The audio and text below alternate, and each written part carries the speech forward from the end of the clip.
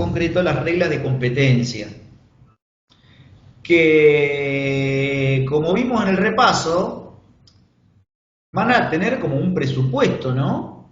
Tener clara la distinción entre jurisdicción y competencia. Por supuesto que es un curso de grado y yo no pretendo que ustedes hoy, en los primeros encuentros, lo tengan claro como el agua, pero sí tirarles algunos tips como para que con el tiempo, con el estudio, ustedes vayan teniendo esta distinción en forma nítida y les pueda servir como una herramienta para después resolver un caso en concreto. Fíjense que todo lo que decimos acá no es teoría por la teoría pura, son todos conceptos que sirven para algo. Lo pongo en estos términos porque vamos a ver, o no sé si nos dará el tiempo, pero les cuento que hay jueces y juezas que no tienen clara la distinción entre jurisdicción y competencia. Insisto en que la jurisdicción es una función dentro del gobierno republicano que tiene como misión esencial dirimir controversias de corte jurídico, obviamente, con los atributos de la fuerza de la cosa juzgada y de la coerción. Y la propuesta es ver a la competencia como un sistema de reglas objetivas que pretenden distribuir el trabajo entre jueces. Visto así, cobra sentido el hecho de que todos los jueces tienen jurisdicción, pero no competencia. Hay que ver cuál es el competente. Pero como todos tienen jurisdicción, van a ver que incluso un juez incompetente puede dictar medidas cautelares. Si hay una tutela urgente, dicta la medida cautelar y se declara incompetente. Y puede remitir la causa al que él cree que es competente. Pero eso solo tiene su razón de ser partiendo de la base teórica, ¿no? Todos tienen jurisdicción. Ese atributo todos los jueces lo tienen. Incluso un juez de paz, un juez de cualquier fuero. Lo aclaro porque a veces uno tiende a desmerecer ciertos fueros o ciertos jueces, siendo que en realidad un juez de paz de la última localidad de la provincia puede llegar a declarar la inconstitucionalidad de una norma del Congreso Nacional. O sea, en este plano, el atributo de la jurisdicción, todos los jueces la tienen. En cambio, con la competencia hay que ver qué regla tengo que interpretar para ver en dónde voy a plantear mi caso. Les decía que esto hasta algunos jueces no lo tienen claro. Recuerdo un caso que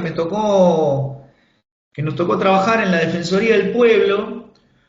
Un juez del conurbano le habían planteado, un juez federal, le habían planteado un caso de tarifas de consumo, no me acuerdo si era del gas o de la luz, por aumento irrazonable. Y sacó una cautelar que para mí fue un error garrafal. Dictó una cautelar suspendiendo el aumento, pero circunscribió los efectos a su límite territorial. No me acuerdo dónde era, pero imaginemos que era de Quilmes. Entonces circunscribió los efectos de la cautelar al territorio que abarca el juzgado federal de Quilmes. Esto es un error garrafal. ¿Por qué? Porque una vez que el juez que le tocó decidir se autopercibe competente, sin perjuicio que después eso se puede controvertir, ¿no? La otra parte se puede presentar. Por supuesto que pueden plantear la incompetencia, eso no hay problema. Pero digamos que cuando el juez cree que es competente, la jurisdicción es total. No hay límite territorial. Obviamente estamos hablando dentro del país, ¿no? Esto está en el artículo 7 de la Constitución Nacional. Nosotros formamos un sistema que es federal, que está interconectado y relacionado a través de todo el país. Entonces, cuando el juez es competente, el imperium de su decisión no termina en los límites de la provincia o de su circunscripción territorial. Y fíjense, el que dijo esto era un juez. Está loco. Artículo 7 de la Constitución Nacional. Esto explica cómo o mejor dicho, explica por qué hay sentencias que tienen vigencia en todo el país, aunque sean emitidas en una provincia. Fíjense, la declaratoria de herederos emitida en la provincia de Buenos Aires vale en todo el país, chicos. Nadie va a andar abriendo un sucesorio por provincia. Lo mismo que la declaración de quiebra. Ya lo van a ver en Comercial 2. ¿Pero qué? ¿Voy a ir provincia por provincia declarando la quiebra del deudor? No. ¿Por qué pasa eso?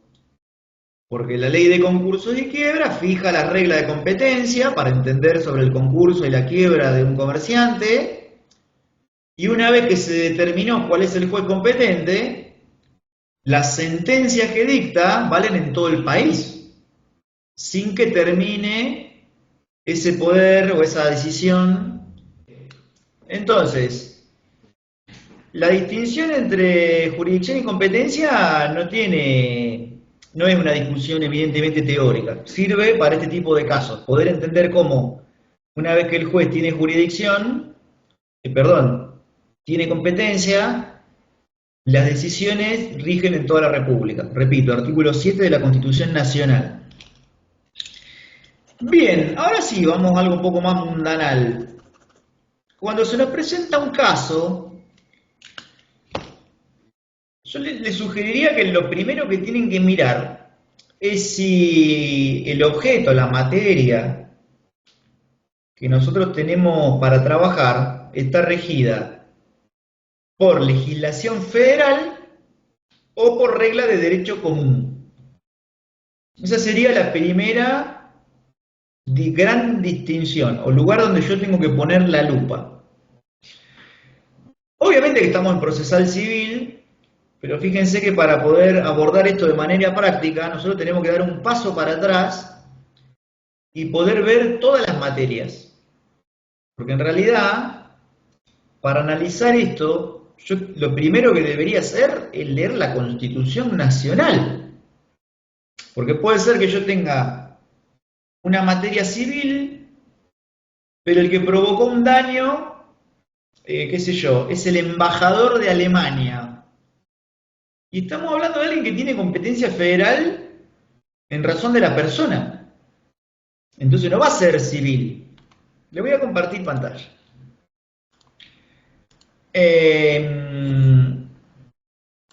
Porque a veces se complica, no es tan fácil, es todo un laburito esto de ver la competencia en el caso concreto. Así que, esperen, a ver.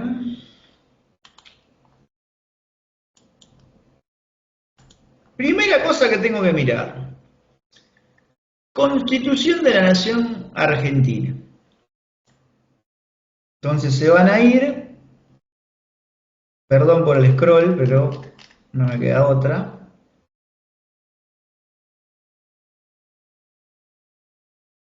Acá. Van a tener que mirar el 116, a ver si estamos en alguno de estos casos, ¿no? Dos provincias, provincias y vecinos, diferentes provincias, ciudadano extranjero. Acá está la competencia personal federal, fíjense, conoce la Corte Suprema, embajadores, ministros y cónsules extranjeros, y cuando alguna provincia fuese parte, en forma originaria y exclusiva. O sea que fíjense, tendríamos que mirar primero esto, ¿no? Primero acá. Después, una vez que determinamos que no hay competencia federal por razón de la persona, después hay que ver, porque fíjense que el 116, 117 hay competencia apelada y competencia originaria y exclusiva de la Corte. Hay que ver si dentro de la federal cuál es el tribunal competente, pero eso en un momento posterior. Acá primero estamos viendo si es federal o es local. Una vez que yo veo que no es federal por razón de la persona, tengo que ver si hay alguna otra pauta que me introduzca la materia federal. Y ahí no me va a quedar otra que investigar si se trata, si el conflicto que estoy trabajando está regulado por alguna ley común o ley federal. Volvemos a compartir. Todo lo que es, chicos, seguridad social, régimen de telecomunicaciones y comunicaciones, eso tienen leyes federales. Yo acá les traje algunos ejemplos. Fíjense, esto es seguridad social. Ley de obras sociales. Vamos al artículo 24. Serán competentes los juzgados federales de primera instancia en lo civil y comercial. En la capital federal será competente la Justicia Nacional del Trabajo. Ejemplo 1. Sistema integrado de jubilaciones y pensiones. Trae varias normas de competencia, pero fíjense, acá cuando habla de sanciones, tenemos Cámara Nacional de Apelaciones en lo comercial de la capital. O juez federal con competencia en lo comercial.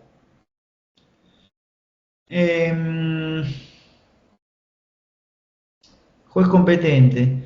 Será competente la justicia federal para entender en procesos por delitos tipificados en este título. En la capital federal será competente la justicia nacional en lo penal económico. Bien, alguna más. ¿Esta cuál es? Esta es la ley, la que antes le llamaban ley de comunicaciones, ¿no? Esta es la tecnología de la información y las comunicaciones. Artículo 4. Las actividades reguladas por la presente ley serán sujetas a jurisdicción federal. Cualquier incidencia que de modo directo o indirecto pueda surgir o derivar de la aplicación de la presente será competencia del fuero contencioso administrativo federal, con excepción de las relaciones de consumo. Creo que con estos ejemplos es suficiente.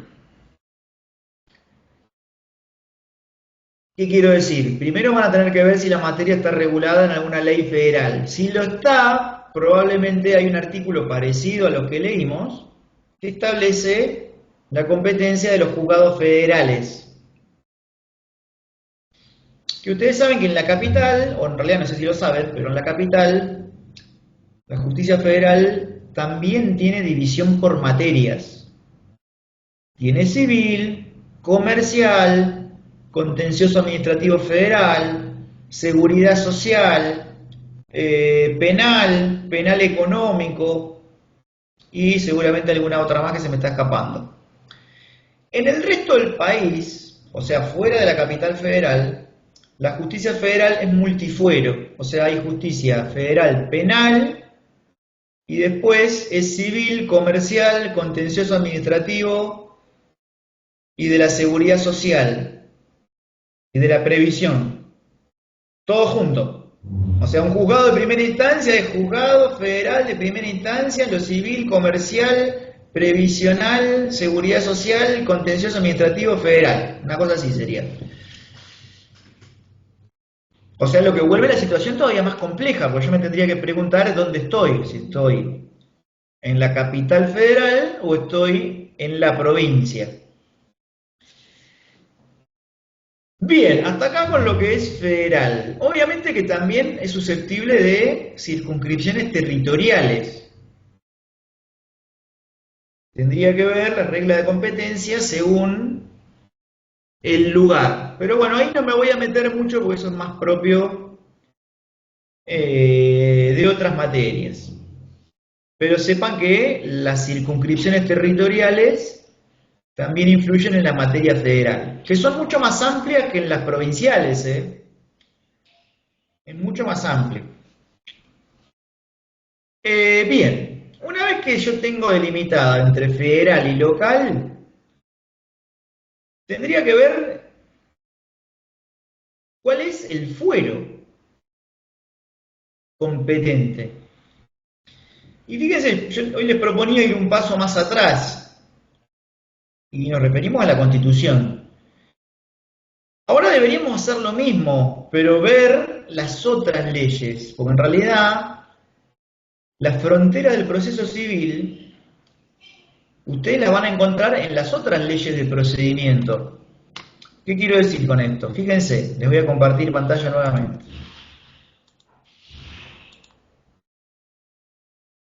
Yo acá tengo el código procesal. ¿Dónde está? Acá. El artículo 5 es el que me trae la regla de competencia, ¿ven? Acciones reales sobre inmuebles, el del lugar donde está la cosa. Acciones reales sobre bienes muebles, en el lugar en el que el del lugar en el que se encuentren, o el del domicilio del demandado, a elección del actor. Acciones personales donde deba cumplirse la obligación, o el del domicilio del demandado, y así. Pero esto es lo que yo les contaba hoy, que esto está bien, está clarísimo acá, en la letra del código.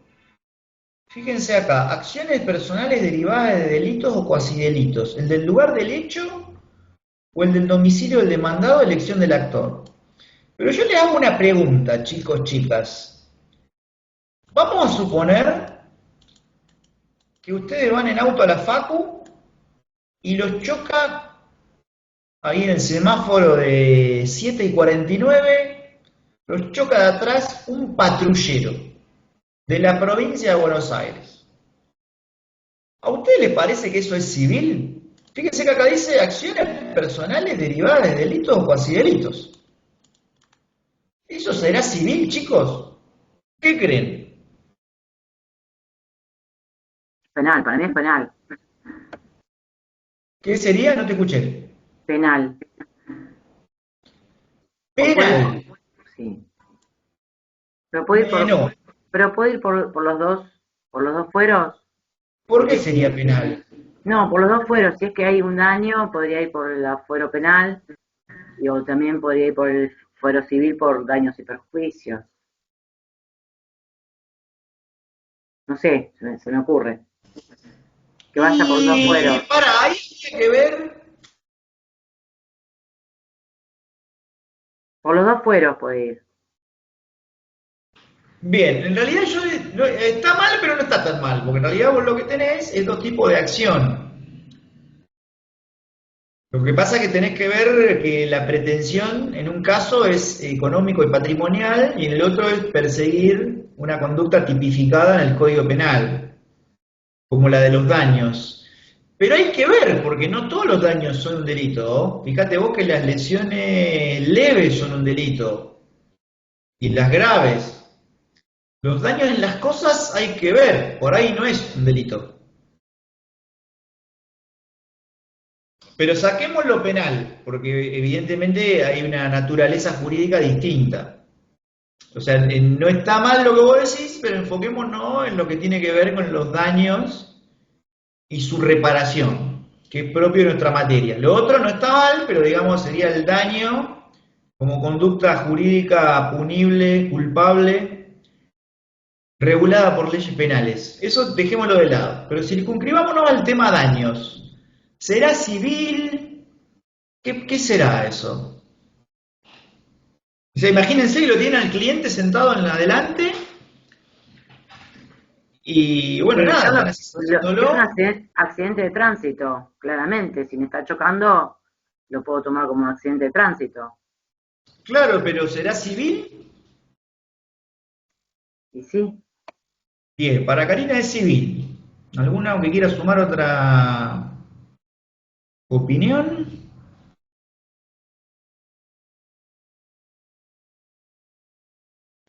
Contencioso administrativo, nada que ver. Bien, ahí Agustina arrimó contencioso administrativo. Bueno, ¿qué dicen?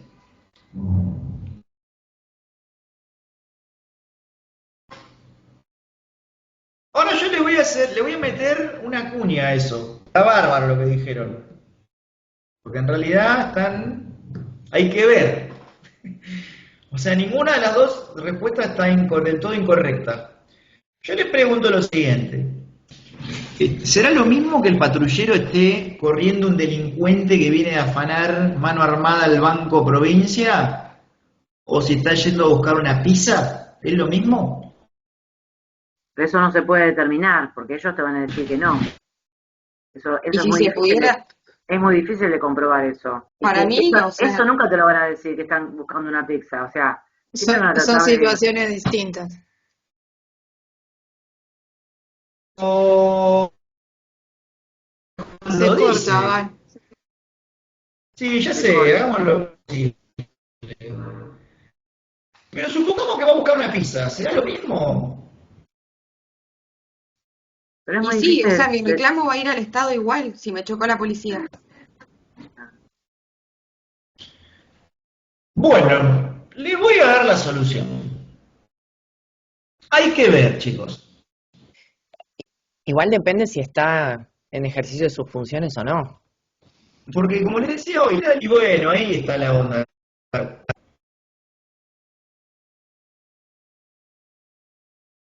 Pero en definitiva el patrullero es un elemento material del Estado. Y pero si no está cumpliendo una función pública, ¿qué tiene que ver? O sea, está bueno lo que decís porque me das pie para decir algo muy trascendente, pero muy importante. Nosotros estamos en un país que los fueros personales están prohibidos. No puede existir alguien que tenga un fuero por su sola calidad personal. O sea, sería totalmente anticonstitucional que el Estado tuviera un fuero que le sea propio, en todos los casos. Entonces, el hecho de que haya un bien estatal no me lleva automáticamente al contencioso, porque si no estaríamos hablando de un fuero personal. O sea, sería diferente que a mí me dañe, sería lo mismo, no es lo mismo, chicos, el Estado tiene ciertas prerrogativas, pero lo que nunca puede tener es un fuero personal. Entonces, hay que mirar otras leyes. Por ejemplo, la 12.008, que es la que habla del procedimiento contencioso administrativo bonaerense. Y fíjense que acá están las materias contenciosas.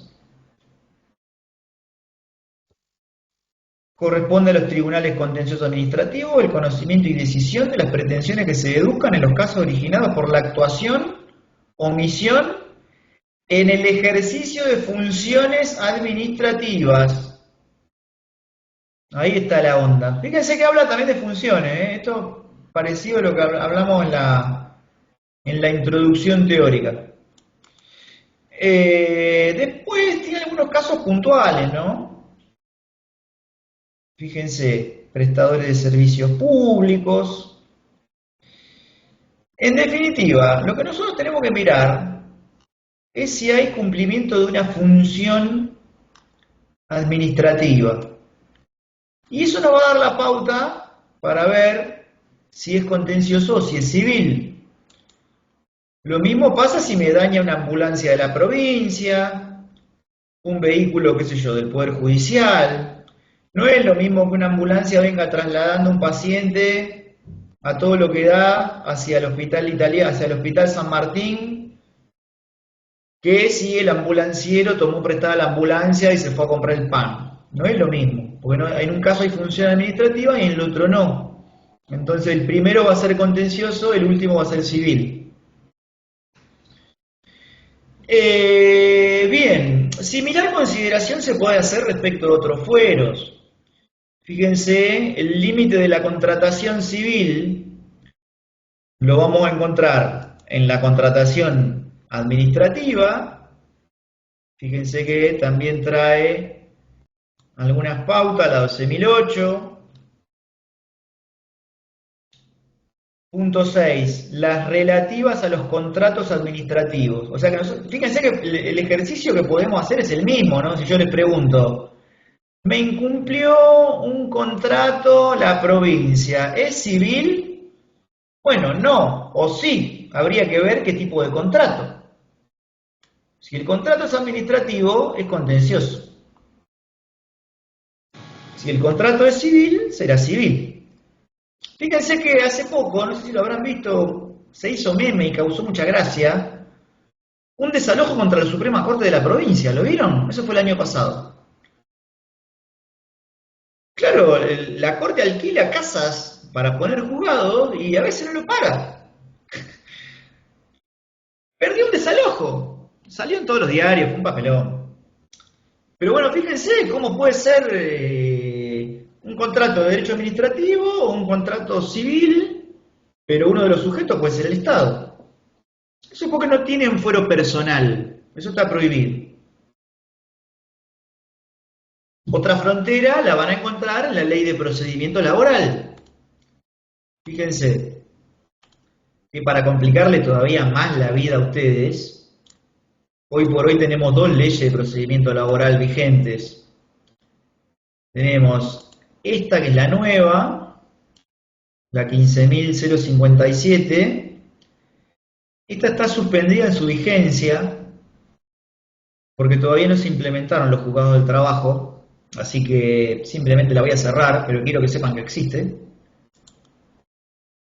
La que todavía se aplica es esta, la 11.653, aunque diga que está derogada. Son de esas cosas extrañas que tiene la provincia y la Argentina en general. La otra se sancionó, está vigente, pero nunca se implementó. Así que todavía rige la 11.653. Bien. Fíjense, chicos, que el artículo 2 ya me habla de la competencia de los juzgados, de los tribunales del trabajo. Fíjense, a ver...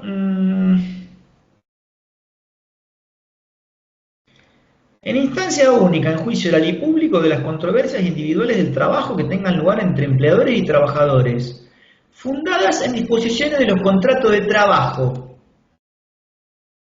Lo mismo, cuando ustedes estén interpretando un contrato, van a tener que aplicar todo lo que estuvieron en la facultad para determinar si se hallan ante un contrato civil o ante una contratación cuya naturaleza es la de ser del trabajo.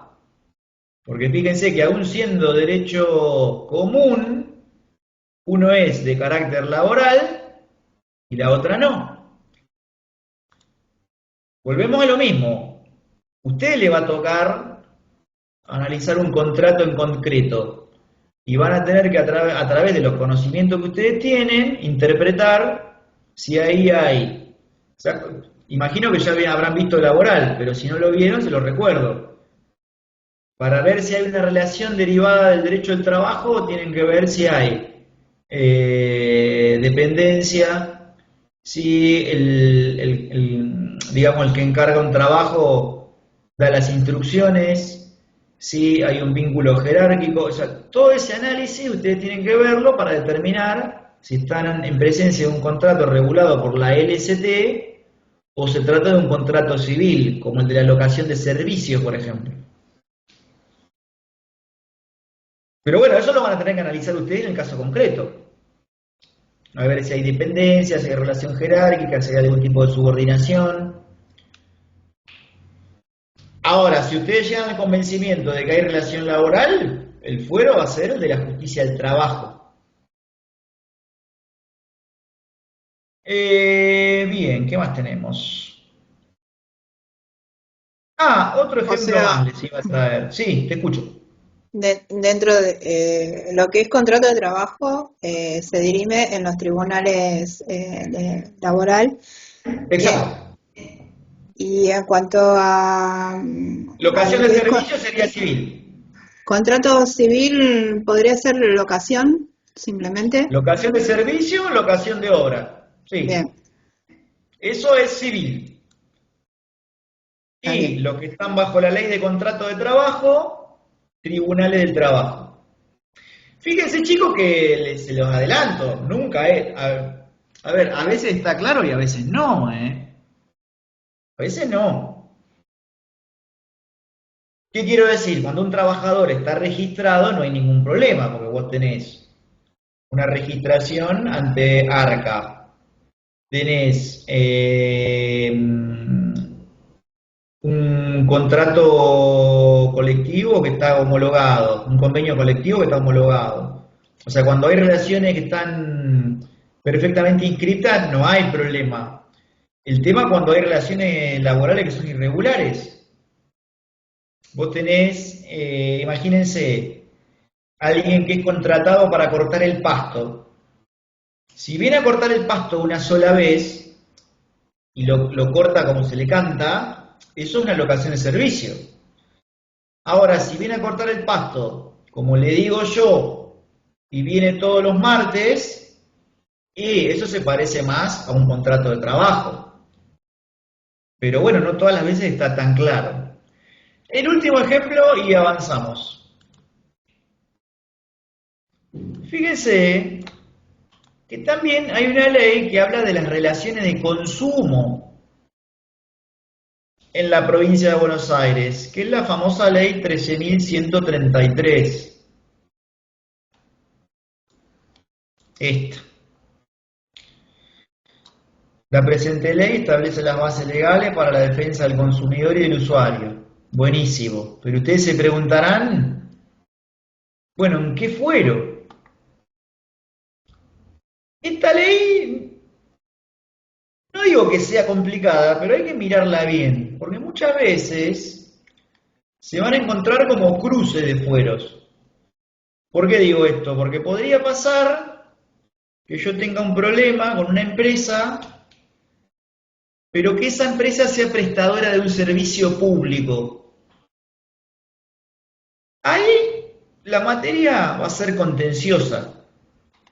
Ahora, si el problema con un prestador o con una empresa privada, va a ser civil y comercial. Y vamos a avanzar un poco, a ver, esperen.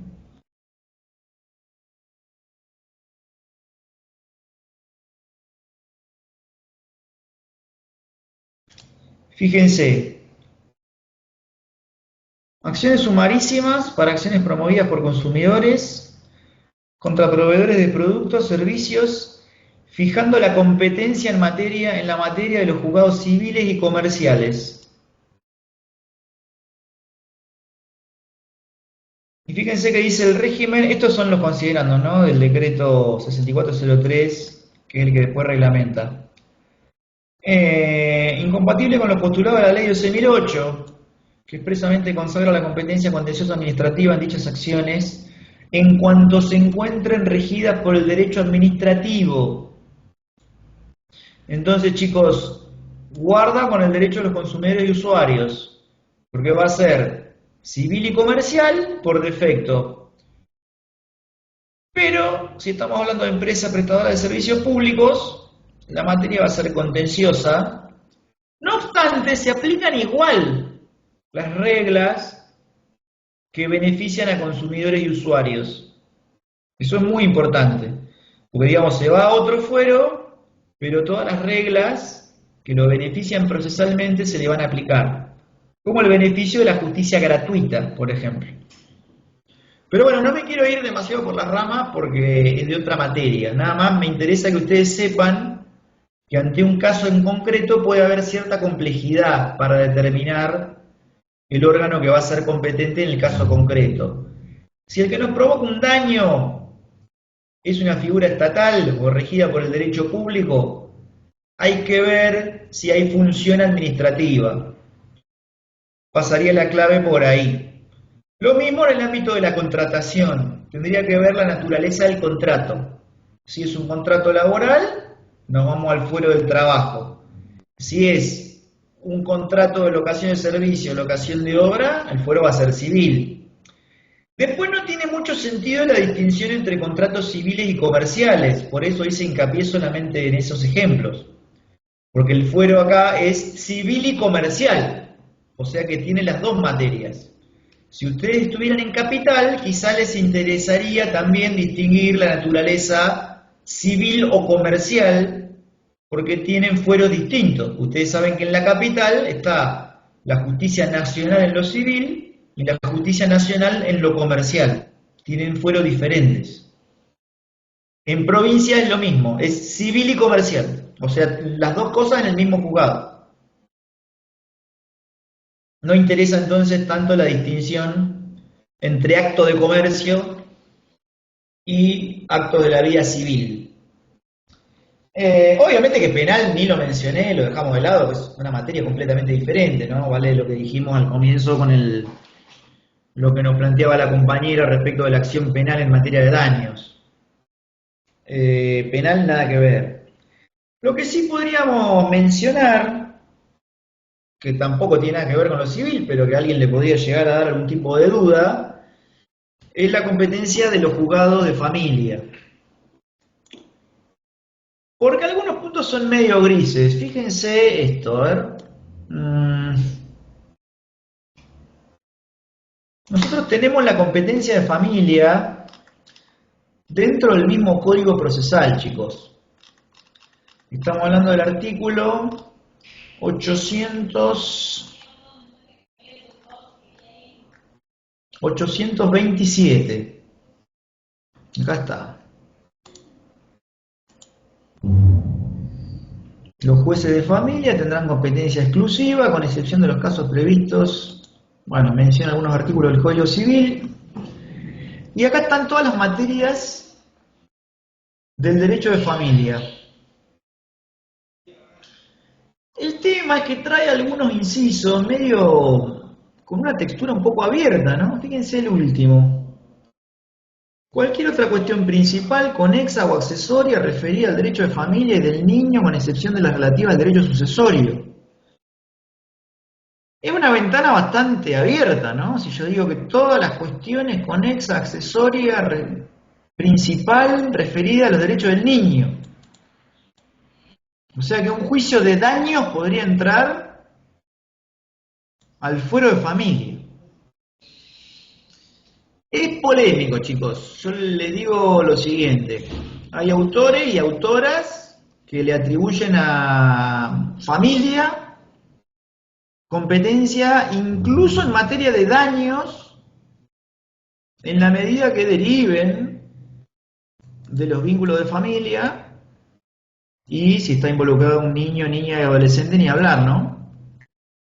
Pero lo cierto es que la jurisprudencia en general dice que no, que los daños derivados de las relaciones de familia, incluidos los daños contra un niño, son civiles.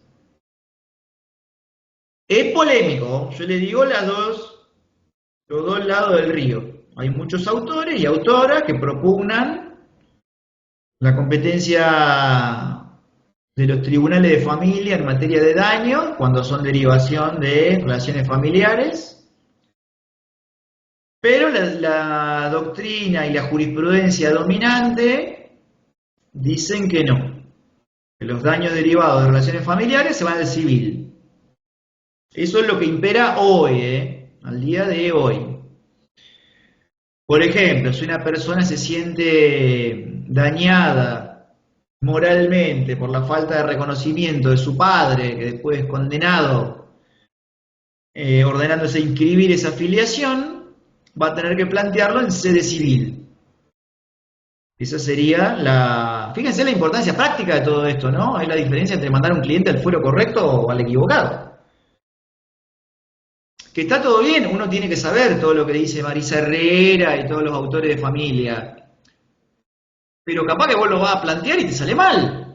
Entonces también hay que conocer la jurisprudencia. ¿Y para dónde va el viento hoy? Hoy la doctrina dominante deriva todos los daños derivados de las relaciones de familia al fuero civil. Bien, ¿cómo venimos hasta acá? ¿Preguntas, consultas? Creo que fuimos bastante abarcativos con los ejemplos. Como todo en procesal se resuelve pensando. Y estudiando, obviamente. Bien, charlemos un poco de la organización de los tribunales. Y por la hora ya con eso estaríamos. Esperen que voy cerrando algunas pestañas. Bien.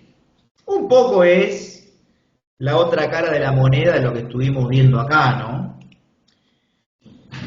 Ustedes saben que la justicia civil en la provincia de Buenos Aires se organiza a través de juzgados de primera instancia, en lo civil y comercial. En las localidades del interior, o sea, las que no son la cabecera del departamento judicial, existen juzgados de paz, según la cantidad de habitantes, ¿no? No en todas. pero digamos que en las localidades más pobladas existen juzgados de paz. Los juzgados de paz tienen competencias múltiples, tienen aspectos civiles, tienen aspectos del derecho de familia. Es difícil hablar en general de los juzgados de paz porque tienen distintas competencias según la zona. Ustedes van a ver que los juzgados de paz del conurbano tienen competencias diferentes a los juzgados de paz, por ejemplo, del interior, de la provincia, de las localidades rurales, por ejemplo. Y también son distintas a de otras localidades urbanas, pero no rurales, pero que tampoco son el conurbano, como por ejemplo Berisso, Ensenada, qué sé yo, Saladillo, Bransen, San Vicente. Estamos hablando todas dentro del Departamento Judicial La Plata, pero que pueden tener competencias diferentes según el tipo de juzgado. Pero por hablar de líneas generales tienen causas civiles y familia. Pero no todo, porque tiene mucho que ver también el monto. En definitiva se los dejo para que eso ustedes después lo vean en la ley orgánica, que va a hablar de la competencia de los juzgados de paz. Así que volvamos a la estructura piramidal de la justicia civil. Tenemos juzgados de primera instancia en lo civil y comercial, y por grado, la segunda instancia es la Cámara de Apelaciones en lo civil y comercial, que tenemos una cámara por departamento judicial. Yo esa parte creo que no la dije, pero territorialmente estamos divididos en 21 departamentos judiciales. Bueno, me hace un poco de reflejo, pero la provincia tiene como un mapita, los códigos de editorial Lex lo traen, con la división territorial. Hay 21 departamentos judiciales al día de la fecha. El último en crearse fue Avellaneda Lanús. Desmembración de lo que antes era Lomas. Bien, entonces tiene una cámara por departamento judicial, o sea que hay 21 cámaras departamentales. Además de civil y comercial, tienen familia, o sea es cámara de apelación en lo civil, comercial y de familia, o sea la cámara de familia es la misma que la civil.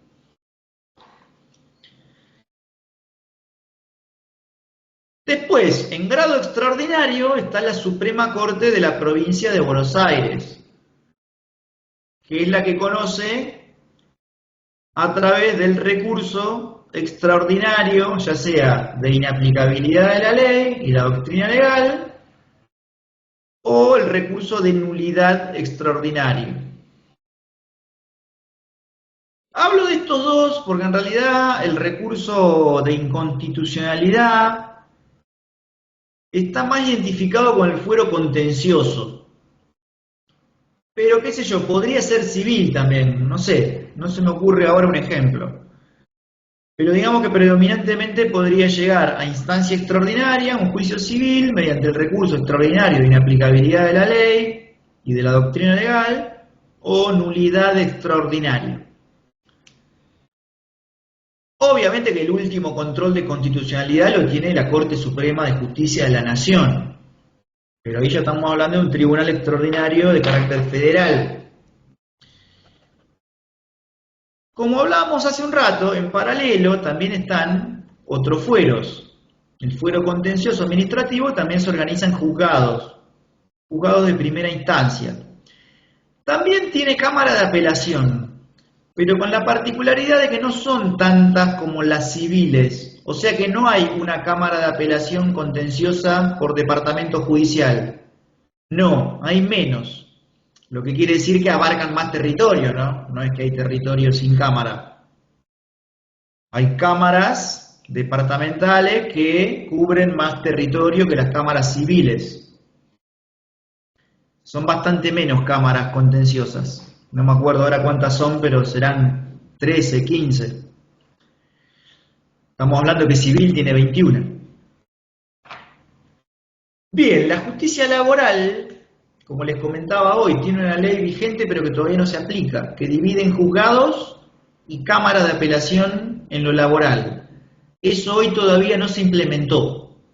Hoy tenemos tribunales del trabajo orales y en instancia única. O sea que no tienen cámara, no hay alzada. No hay recursos ordinarios en el fuero laboral. Se puede articular recursos extraordinarios y será la Suprema Corte la que decida en última instancia. Pero no hay recursos ordinarios. Yo sé que esta es una idea media rara, pero bueno, es así. Son tribunales orales en instancia única, sin recursos de tipo ordinario. Pero bueno, esto lo van a ver el tema de recursivo mucho más adelante, así que dejémoslo ahí. Ya lo dijimos, pero los tribunales de familia hoy son juzgados de familia. Guarda con eso porque van a ver en algunos libros que habla de tribunales de familia. El tema es que cuando se reformó el código entraron como tribunales y después eso con el tiempo cambió y los tribunales se transformaron en juzgados. O sea que la justicia de familia hoy está conformada por juzgados unipersonales de familia. Los viejos tribunales de familia han sido derogados. Hace más de 10 o 15 años, hace bastante. Se los aviso porque van a ver que a veces, incluso nosotros, se escapa decir tribunales de familia y son juzgados de familia. Como decía hace un momento, la alzada son las cámaras civiles. Lo cual van a encontrar que acá hay una contradicción también con el Código Civil, porque ustedes fíjense que el Código Civil pide tribunales especializados.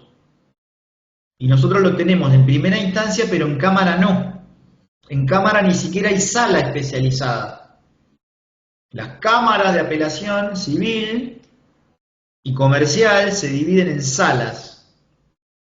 3 salas de 2 vocales, un presidente de cámara. La Plata es la única cámara que tiene el único departamento judicial que tiene 2 cámaras, cámara primera y cámara segunda. Cada cámara tiene 3 salas, compuestas por 2 vocales. El presidente de la cámara no integra ninguna sala, solo lo hace en caso de vacancia. No sé si Agustín les habrá contado que él hasta hace unos meses que había salas que estaban desintegradas, a veces integraba las vocalías con su voto, pero porque había puestos vacantes, o sea, sin designación de juez. Ahora, si no hay vacantes, el presidente no integra sala, solo lo hace para desempatar.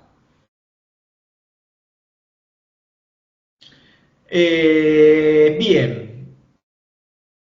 De la justicia penal no voy a hablar porque no tiene nada que ver. Si quieren hacemos un breve repaso. La justicia penal está integrada durante la etapa de investigación penal preparatoria por los juzgados de garantía, que son unipersonales. Después, según el tipo de delito y en la etapa de juicio, tienen tribunal en lo criminal o juzgado correccional unipersonal. La alzada es la Cámara de Garantía, de Apelaciones y Garantías, y después en instancia extraordinaria está la Cámara del Tribunal de Casación Penal de la Provincia de Buenos Aires y la Suprema Corte Bonaerense. En materia penal juvenil están los juzgados de primera instancia con sus respectivas cámaras.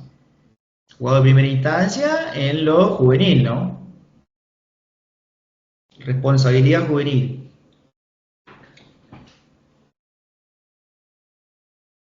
Bien, ¿cómo venimos hasta ahí?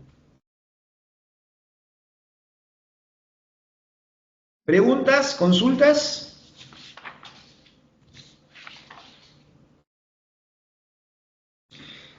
Bien, Yo, ya para ir cerrando. Sí, te escucho. no, el tema es de la apelación en el foro de familia. Sí, Que dice que no había, en la alzada, no había un fuero de familia. no hay salas especializadas. Claro, que entonces va directamente a civil. Pero si no están especializados los jueces, son multifueros, vamos a decir, ¿no? Claro, sería el civil, comercial, familia. Claro, pero no sería como que las decisiones, al no estar especializados, se toma muy a la ligera la apelación.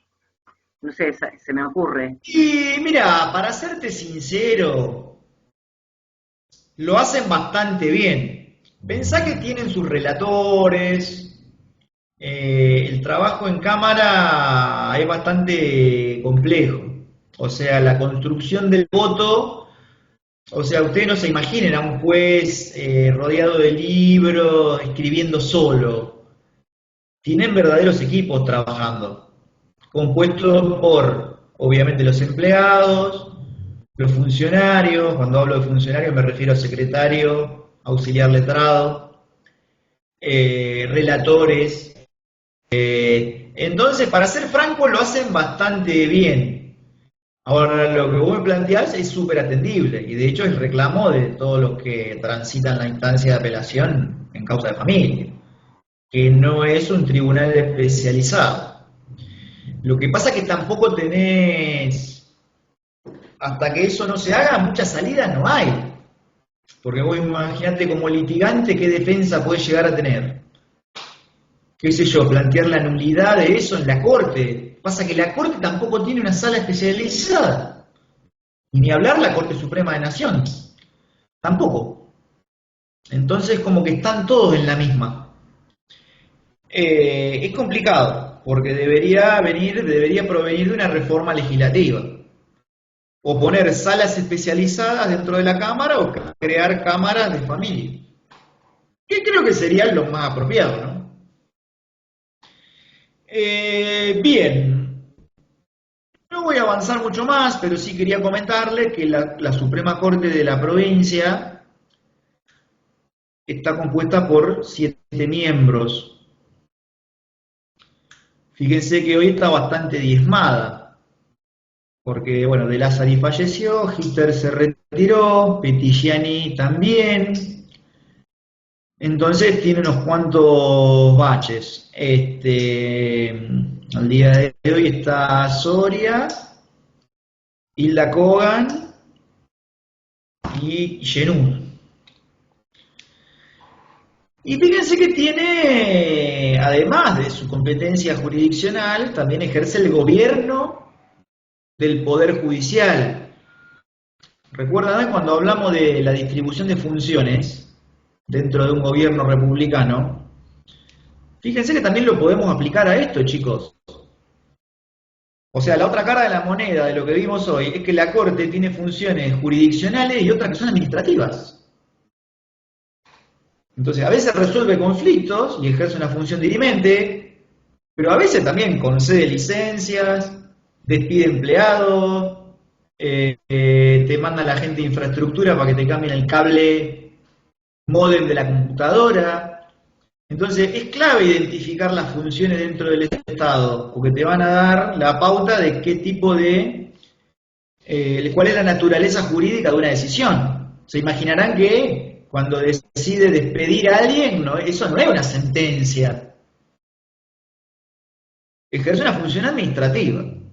Aun cuando hablamos de un poder, en los términos que hoy nos mencionaba la compañera, sí, bueno, pero hay que ver qué tipo de función está cumpliendo. La Suprema Corte tiene funciones dirimentes, o sea, jurisdiccionales, y una función como cabeza del Poder Judicial, que obviamente va a implicar el gobierno y la administración de todo lo que tiene que ver, todo lo que no es jurisdiccional, ¿no? Control disciplinario, todos los edificios. Fíjense que la Corte tiene un montón de secretarías, chicos.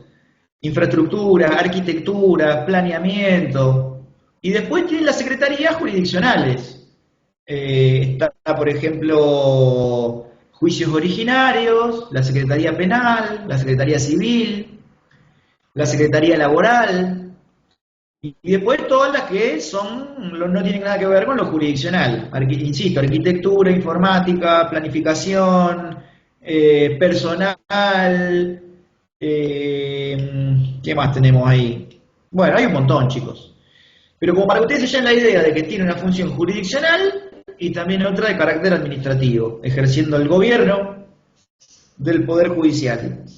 Finalmente tenemos un juzgado notarial, que tiene sede acá en La Plata, y también está el cuerpo de magistrados suplentes, que son los que van cubriendo vacancias en toda la provincia. Muy particular lo de los magistrados suplentes, porque integran ese cuerpo y muchos son suplentes durante años, Van cubriendo vacancias en la medida que la Corte los designa. Bien, preguntas, consultas, si no ya vamos a dejar acá. Bueno, vamos a dejar acá, chicos. El sábado vamos a estar analizando el funcionamiento del juzgado de primera instancia, que eso nos va a hablar Maite, y vamos a analizar las oficinas de los tribunales, a ver para qué sirve cada una, qué es lo que nosotros podemos llegar a hacer en cada una de ellas, y si tenemos tiempo hablaremos de expediente electrónico y escritos. ¿Preguntas, consultas? Bueno, chicos, les mando un abrazo, espero estén muy bien, nos vemos el sábado y bueno, cuando pueda les subo a la clase. Gracias, profe, chao. Chao, Nos vemos. profe, Chao, gracias. gracias. Adiós, nos vemos. Gracias.